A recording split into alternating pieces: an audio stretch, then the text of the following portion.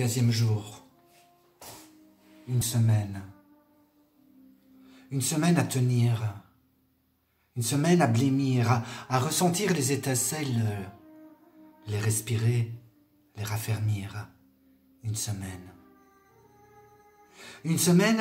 pour semelle, pour semaille, ensemencer au gré d'un carrousel, et puis tout recommencer.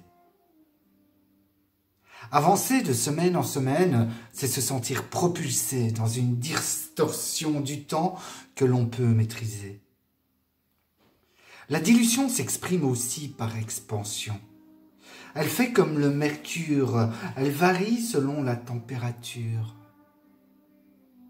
L'âme en fusion, elle chavire vers des émulsions pâtissières prêtes à enneiger la terre de ses propres œufs montés. L'âme au congélateur, la torpeur de perdre une seconde de prendre une seconde pour une minute pour une heure pour un jour par jour, sans le voir passer. Le rythme actuel de ma dilution est d'une semaine après l'autre, rythmé par les projets, les buts, les marches de l'escalier que je construis petit à petit.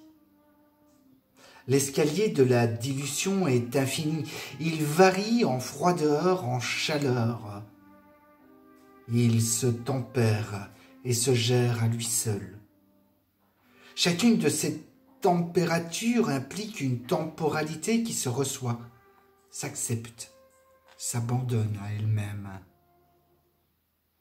Elle n'est ni sereine, ni en colère. Elle n'espère, ni ne désespère. Parfois elle tente, elle ose, parfois elle se repose, se malmène. Accaparée par la sensible sentence de l'aparté à découvert de son authentique soi-même, la dilution se gère et gère en thermostat l'ambiance et toutes ses étonnantes variantes. Nous sommes des individus kaléidoscopes, des personnalités vivantes prêtes à se diluer dans l'éternité de l'instant. Tannés, toujours tannés, et peu importe la raison.